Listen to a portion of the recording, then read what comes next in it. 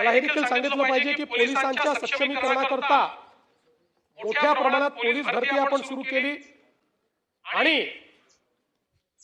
एक रेकॉर्ड आपण केला आहे की अगदी लगतच्या 22 ते 25 या 3 वर्षाच्या कालावधीमध्ये महाराष्ट्रामध्ये 38,802 पोलिसांची भरती आपण केलेली आहे. 38,802 आणि 13,560 नवीन भरतीचा प्रस्ताव आपण आणलेला आहे. हा रेकॉर्ड आहे. राज्याच्या इतिहासामध्ये एवढी पोलीस भरती यापूर्वी कधीही झालेली नाही.